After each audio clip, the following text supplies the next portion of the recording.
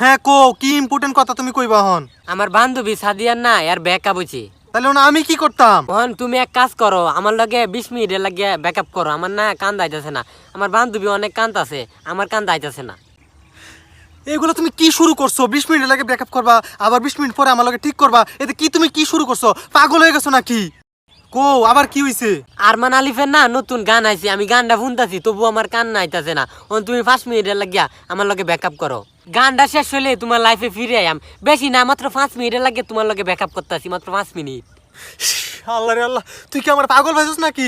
একবার cos breakup করবে, আবার কোস ফিরে আইবে, এগুলো তুই কি শুরু করছিস? আমার কি পাগল পাইছিস নাকি? আমি কিন্তু বেশি উল্টাপাল্টা করলে তোরা বাইক গিয়ে তোরা ফিরাইয়াম, যারা দেখবে তোরা এমনিতেই কান্দা বাইরিব, তো চোখ দিয়ে পানি বাইরিব। আচ্ছা ঠিক আছে, আমি না হন রাখি, আমি একটু কানবাম। এই তুই ফোন রাখছে, তুই ফোন রাখ।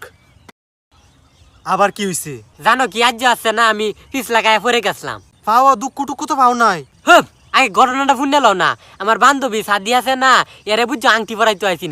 যেন আমি পিছলা খায়া ওকে ডাইরেক্ট আংটি দেয় যে আমার হাতে পড়েছি। হ্যাঁ আমার না হ্যার বয়ফ্রেন্ডের লগে আংটি পরানি হয়ে গেছে।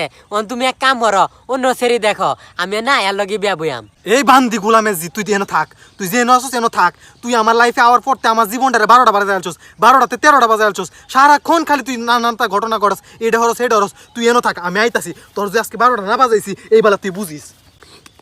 রাখো রাখো রাখো।